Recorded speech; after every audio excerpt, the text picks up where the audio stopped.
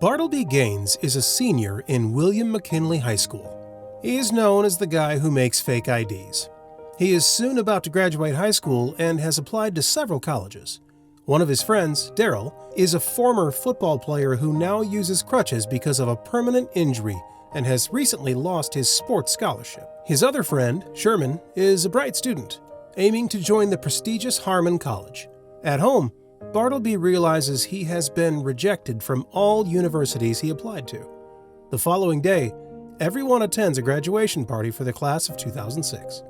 While most of them are excited about the next 4 years of college, Bartleby and Daryl are depressed. They have no clue what they are about to do with their lives. That night, Bartleby throws away the rejection letters, but while handling a fake ID, he gets an idea. If he can make an authentic-looking fake ID, it won't be difficult to create a fake acceptance letter. He puts the idea into action and develops an acceptance letter from a fictional college called the South Harmon Institute of Technology. The following morning, he tells Sherman about his idea, which Sherman thinks is a recipe for disaster. But upon being persisted by his best friend, he creates a fake website for the college that looks legit and is functional. He unknowingly also creates a feature that sends an acceptance email to everyone that applies. Daryl, who is just as distressed as Bartleby, also joins the fake college. When Bartleby's parents find out about the acceptance letter, they are ecstatic. All this time, they have been waiting for some good news from their son, so they could feel proud about him. However, they want to drive their son to his dorm, which makes him and his friends find an abandoned psychiatric hospital and make it look like a university. In the meantime, Sherman moves into a real college dorm in Harmon, where the dean wants to make a grand entranceway in front of the college by expanding its territory. To do so, the college will have to buy some properties, including the fake college that Bartleby is currently renovating. The next day, after hiring a fake dean and some actors, Bartleby gives his parents a tour and convinces them that this is a legit college. Later that day, the group is hanging out at the college when a guy comes in with an acceptance letter. It turns out that he sent an application to the website and was selected by its automated process. As Bartleby tries to explain that the college doesn't actually exist, he notices a crowd of people behind the guy. Bartleby immediately goes to Sherman at the Harmon College entrance party. Sherman feels out of place between the rich kids, who frequently make fun of him.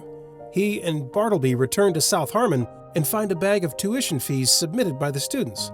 When the students gather in an auditorium-like place, Bartleby goes in front to announce the truth.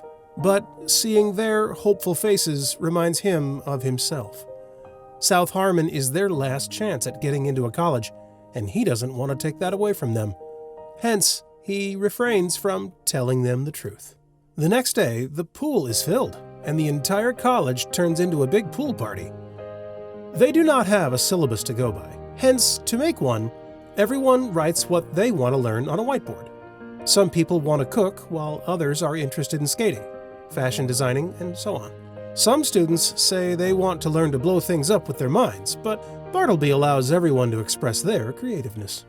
He encourages everyone to learn whatever they want to and provides them resources using their tuition fees. Soon, South Harmon becomes a place for all losers to pursue their dreams. Don't forget to like and subscribe and help our channel grow. Turn the notifications on so you won't miss any of our new videos. One day, Ambrose comes to meet the leaseholder of the property, wanting to buy it for Harmon College's entryway expansion. Bartleby declares that the property won't be sold and sends him back without an explanation. In Harmon College, Sherman is so desperate to get into the fraternity house that he does everything his bullies say. They even make him wear stupid costumes and ask him to drink their spit. During a party, Monica, Bartleby's crush, who also goes to Harmon, arrives at the fraternity house. To her horror, she finds Ambrose, her boyfriend, making out with a girl. He tries to explain the situation, but she refuses to listen and storms off. The next day, she finds a camera in her room, gifted by Bartleby. Monica is impressed that he remembered she likes photography. She goes to South Harmon to thank him and comes across the strange curriculum and an ever stranger way of teaching. Initially, the college seems to be a joke, but as she gets to know more about it, She thinks the idea is genius. Sherman is worried that if more people get to know about the college, Bartleby might get sued.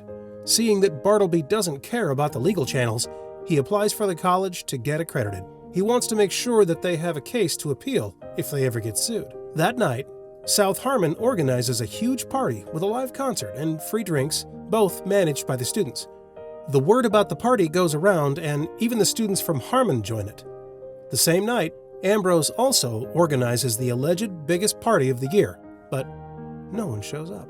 He doesn't have to dig a lot to find out that his guests went to South Harmon's party. He and his group go to South Harmon to see what the fuss is about. Monica and Bartleby are also at the party, enjoying themselves. Bartleby brings her to his room and shows her around. Eventually, they end up kissing. Bartleby gets a text from Sherman, informing him of Ambrose's arrival. When the rival group spots Monica in the crowd, they feel betrayed. Monica, on the other hand, tells them she is transferring to South Harmon. Ambrose and his group leave after being humiliated. The next day, they trick Sherman into coming to the frat house and beat him up until he tells them everything about South Harmon College. After finding out the truth, Ambrose doesn't waste a day before planning South Harmon's and Bartleby's downfall. The next day, all the parents arrive at the college upon Ambrose's request. As Bartleby tries to find out what is happening, the police arrive and disclose that the college is a scam. Bartleby is sued for embezzling money and establishing an organization without proper documentation. His parents, who are also in the crowd, can almost not believe it. All other parents take their children back home. Just when Bartleby gives up on the college, Sherman informs him that they still have a chance. He has appealed for a college license to the state accrediting board. If they are able to prove that they are a legitimate educational organization, they will get the license and South Harmon will continue to exist. On the day of the hearing, all the students come to court. It is revealed that to be accredited as a legitimate educational institution, South Harmon must have a facility, a curriculum, and a faculty. When asked about what facilities his college provides, Bartleby lists out things like the dorm room, the bar, the common rooms, and the skateboard ramp.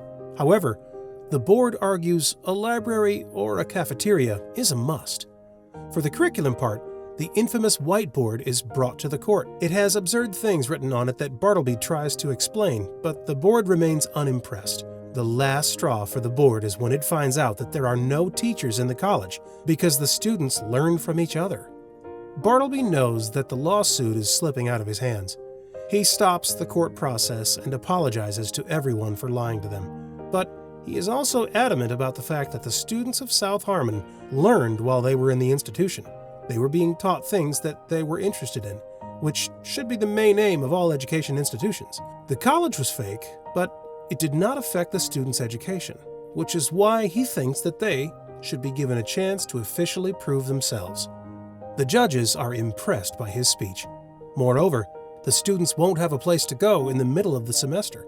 Hence, they are granted a 1-year probationary period to continue their experimental program. Everyone celebrates the win, and South Harmon goes back to being the fun place for learning. Thanks for watching.